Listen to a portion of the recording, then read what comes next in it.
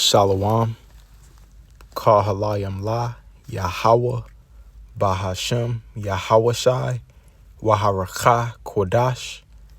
Double honors to the apostles and the elders of Great Millstone that taught us this truth. Peace, salutation, blessings, and mercy to the Lord's elect. Yahweh is the one and only true name of the Most High, who the world calls God, Jehovah, or Yahweh. Yahweh means he is, he exists, he to be. And Yahawashai is the true name of who the world ignorantly calls Jesus Christ. All right? Yahawashai means he delivered or he savior. So I open this lesson speaking in the ancient Hebrew tongue, giving all praises to those names. All right? And the Rakah Kodash is the Holy Spirit, which empowers us to do these videos and to prophesy. And I'm back in the spirit with a quick video, based off of some recent things that's been going down amongst Israel. All right, this video is for us men that are in this truth, that are striving to be of the elect. All right, especially striving to be of the elect 144,000, which are 12,000 men. All right, prophets, 12,000 prophets from all 12 tribes. All right, now we know that the elect being delivered is a remnant compared to our whole nation, and especially compared to all the people on this planet, is likened to a small remnant. All right, but still, thinking about it more simply, 12,000 men from one tribe, that's a lot of men. All right, the 144,000, it's a small number compared to the nation of Israel, compared to, in the grand scheme, all the people on the planet. But, it's still a big number. 144,000 men, 12,000 men from all 12 tribes of Israel. All right, pursuing to the book of Revelation that breaks it down. All right. Now, as you see the title of this video, this is a reason, one of the many reasons why, as a man in this truth, striving to be of that number, you shouldn't be concerned about rank and what order you're coming in. All right. You shouldn't be striving to be the head of a camp, or worried about what position or office you have. All you have to do is fall in. All right. So this is Isaiah 9. And the point is in 7, but I'm going to read verse 6. For unto us a child is born, unto us a son is given. All right. And, Yahawashai is our head. All right. The divine order written in Corinthians, the Most High is at the top. Yahawashai is under him. And then the Israelite man. Okay. And then the woman. All right. The head of the woman is the man. All right. But our head as men is Yahawashai. All right. So he holds that top rank. It says, and the government shall be upon his shoulder. All right. Now, who's the government? Lord willing, us. All right. The elect governing body, the 144,000. Okay. Now, when you now order and rank, that is important, of course. But the point is you shouldn't be too worried about that, or concerned about that. And we're going to go over why as I, get other precepts. Okay. But there is a rank and there is an order. When you look at even these earthly governments, Esau's governments, the governments of the other nations, there's order. All right. There's a first in command, a second in command, a third in command on down. All right. That's just the order of things. It says, and the government shall be upon his shoulder, and his name shall be called Wonderful Counselor, the Mighty Power, the Everlasting Father. All right. Because the Most High, the Heavenly Father, all he did was create Yahawashai, and Yahawashai had the blueprint to create everything else. Everything else comes from Yahawashai. So he also holds that title. It says the Prince of Peace. Now here's the point in verse 7. Of the increase of his government and peace there shall be no end. All right, that's the kingdom of heaven. upon the throne of David. All right. So even under Yahushai, even amongst the 12 disciples, all right, there was an order to it. And in Peter, all right, if you could receive it, Peter was King David in the spirit. Peter was the head disciple. So Yahushai, he actually had more than 12 disciples. All right. Total, he had, I believe, 84. And out of the 84, he chose 12 to actually dwell with him on a daily basis. All right. To abide with them. And out of that 12, Peter was chosen, to be the head. All right. So there was an order to that. Even, when Paul received all of the teachings from Yahushai himself in the spirit, he still had to be, like the scriptures say, let everything be done decent in order. He still had to go check in with Peter, before he did anything. He before he went on his ministry, he went to go check in with Peter and the rest of the disciples. He went to go tap in. All right. So it says, upon the throne of David and upon his kingdom to order it. All right. And that's the point. All right. Because you got recently, you got these I don't want to say offshoot, we call them affiliates. Recently there's been individuals bugging out in particular about the order of things. All right. But what you got to understand is you got that handle on your YouTube, Israel 144, representing what we're reading right here, the 144,000, the government. All right. But you have to understand there's an order to that. Yeah, there's a ranking system to that. All right. Yeah, there's men on the earth that you fall under. That's why it says to order it. All right. And to establish it with judgment and with justice from henceforth, even forever. The zeal of the Lord of hosts will perform this. Hey, so this is of the Lord. All right. Not of us. All right. So if you have a problem with coming up under men on this earth, then you have a problem of what the Lord set up, because the Lord set this up. We didn't set it up. All right.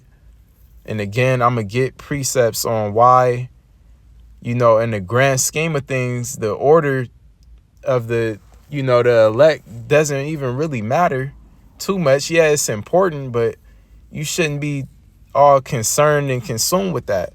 All right. But I want to grab one more precept just to show that, there's an order to the elect.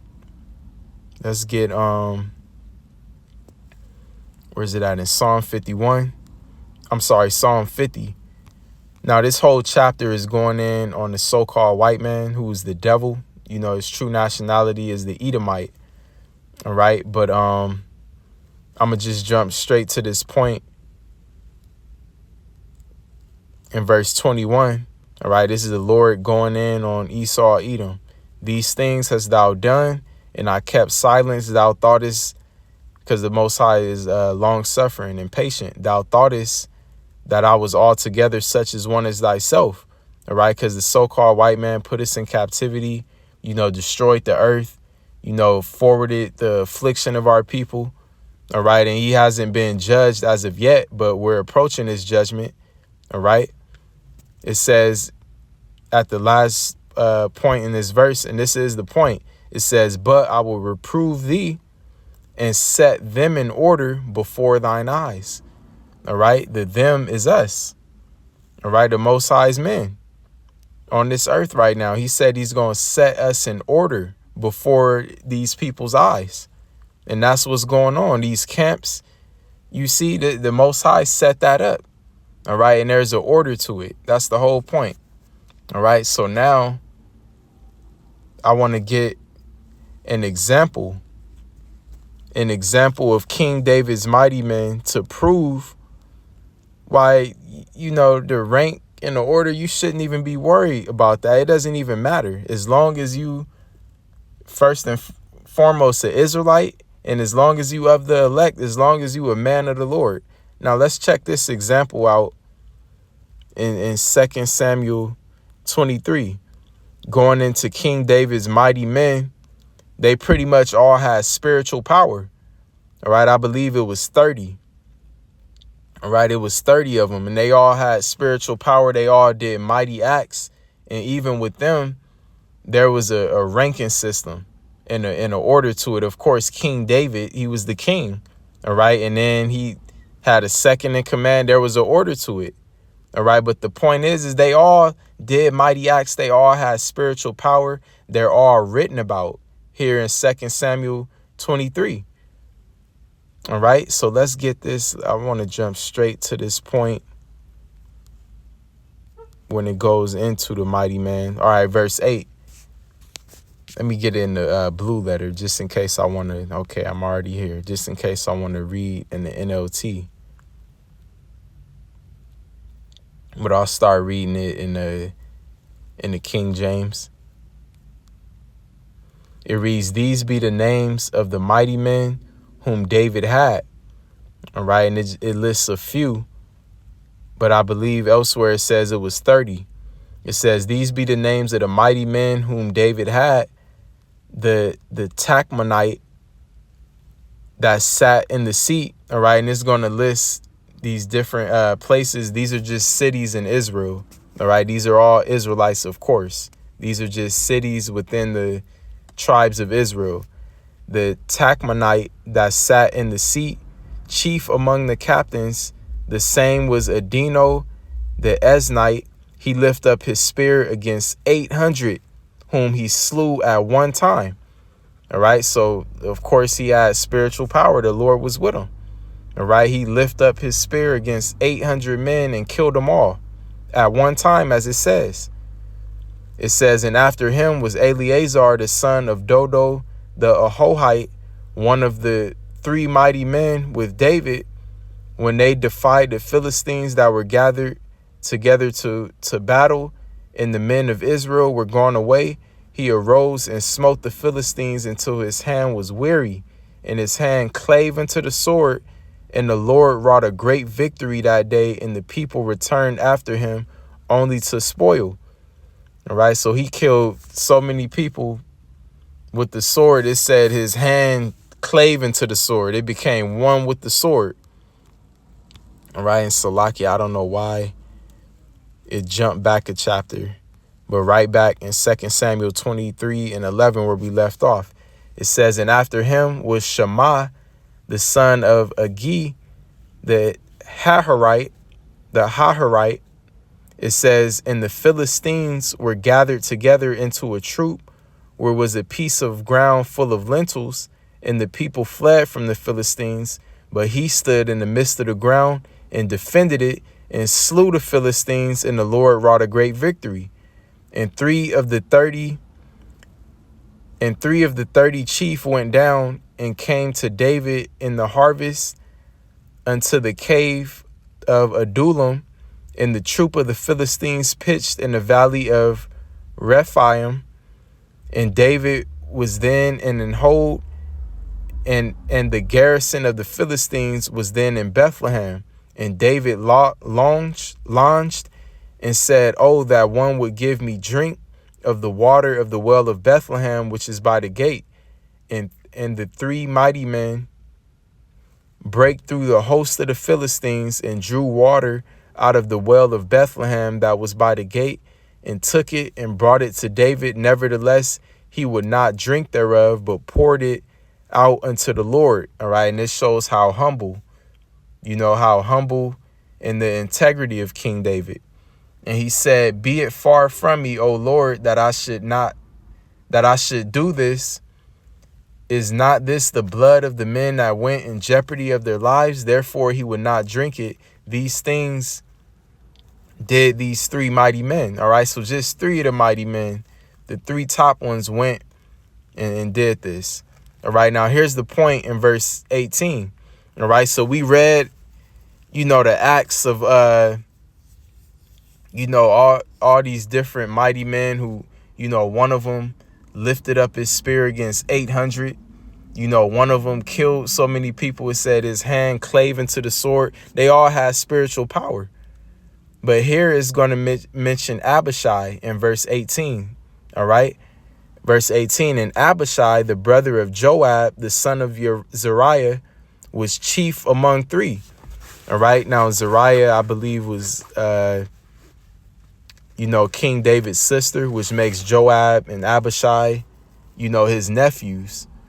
All right. It says, and he lifted up his spear against 300 and slew them and had the name among three.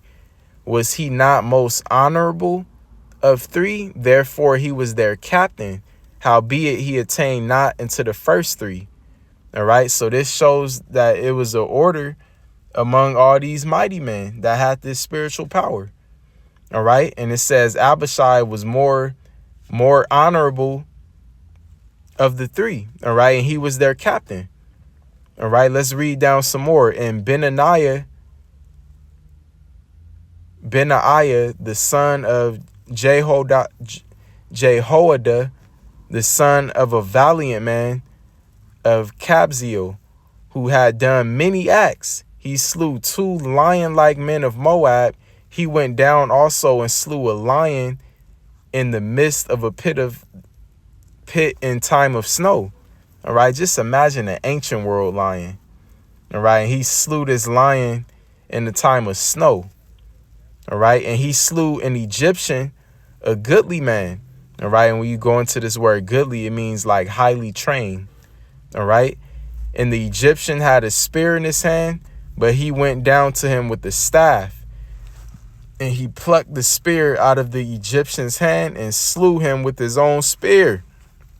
All right, he didn't even have a weapon. He went to him with a staff, hit the spear out of the Egyptian's hand and then killed the Egyptian with his own spear. That's how skilled he was. These things did Benaiah, the son of Jehoiada, and had the name among the 3 mighty men. He was more honorable than the 30, but he attained not to the first 3, and David set him over his guard. All right, again, showing that there was order. All right, there was order. All right, Asahel, the brother of Joab, was one of the 30. All right, and then it's going to mention all of these 30 men. And we know that Asahel got taken out, because he was pursuing, I forgot his name, but he was like a elder, not an elder, but he was like a top, war general. He was of the house of Saul. All right. And Asahel was young coming up, and he was pursuing him, and he warned him, like, stop pursuing me. Go after one of the younger men. But he kept pursuing him, and he got smoked, I believe, in the 5th rib. And that's how he was taken out. All right. But the point is that amongst these 30 mighty men who all did mighty acts and had spiritual power. All right. This is the house of David. All right. There was still a rank and order. All right. There was 3, and there was 3 that were above the rest of the 30. And even among those 3, there was a rank to them. All right. Although they all, had this spiritual power. All right. So this is an example of why if you are of the elect, if you are of the 144,000, you shouldn't even be concerned. You shouldn't care if your rank is number 1, number 30, all right, number 144,000. You shouldn't care where you fall in amongst that rank, as long as you have that number. All right, as long as you have that number, and we're all going to get the same reward. That's the thing. All right. Yeah, there's a rank and order to it, but the same reward that the apostles and elders who have been, laboring, the same reward that they're going to get is the same reward that the brother that just came in is going to get. All right. Now, but there's a rank to it. Yeah, you're not going to be doing the things the apostles and elders are doing right now. You're going to be behind the scenes pretty much, and you shouldn't have no problem with that. But see, the problem is that you have men in a very feminine spirit. They want this vain, like, attention, and their voices to be heard and faces to be seen right now. All right, but it's vain. All right, it's vain. So let's see where I'm at on this time. Okay. Let me grab this this precept here. All right, the parable of the laborers in the vineyard. All right, and this is, in the gospel, Matthew 20, starting from the top. All right, Yahushua says, "For the kingdom of heaven is likened to a man that is a householder, which went out early in the morning to hire laborers into his vineyard." All right, and Yahushua is that householder. It says, "And when he had agreed with the laborers for a penny a day," all right, which a penny just represents a day's wage, "he sent them into his vineyard." All right, the vineyard is likened into, these highways and hedges. All right, and the work is the work of the Lord, of course, spreading his gospel. "And when he had agreed with the laborers for a penny a day, he sent them into his vineyard. And he went out about the third hour and saw others standing idle in the marketplace, and said unto them, Go ye also into the vineyard, and whatsoever is right I will give you. And they went their way. Again he went out about the 6th and 9th hour, all right, of the day of the work, and did likewise. And about the 11th hour, all right, so the 6th, the 9th hour, the 11th hour, this is showing, these different laborers coming in to the work at different times. All right, you had those who started at the first hour when the work first started. All right, and it was 12 hours. All right, this is a 12-hour work day. And now we're to the point where we're at the 11th hour. So it's only one more hour left.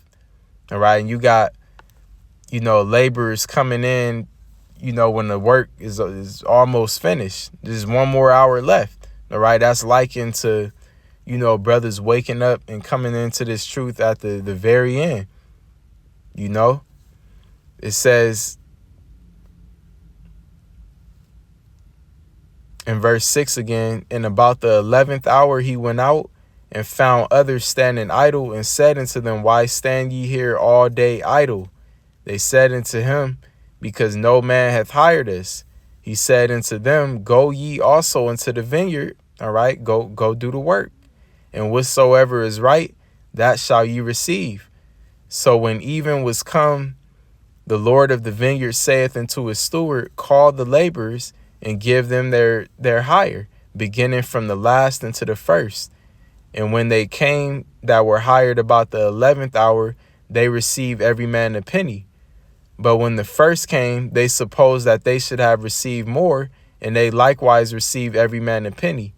And when they had received it, they murmured against the good man of the house, saying, These last have wrought but an hour. All right, they only been here, for a little bit of time working. And thou hast made them equal unto us, which have borne the burden in the heat of the day. But he answered one of them and said, Friend, I do thee no wrong. Didst not thou agree with me for a penny? Take that is thine, and go thy way. I will give unto this last even as unto thee. Is it not lawful for me to do what I will with mine own? Is thine eye evil because I am good? So the last shall be first, and the first last. For many be called, but few chosen. All right, now the whole point of me bringing out this parable is to say that we're all going to get the same reward, all right, for doing this work.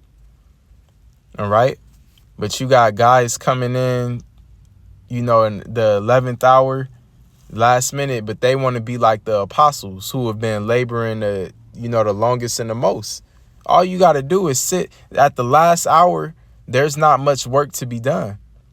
All right. Well, there still is, a lot of work to be done until we out of here. But just using it for the, in the sense of this parable, you coming in at the last hour of a shift, that's it. It's almost over.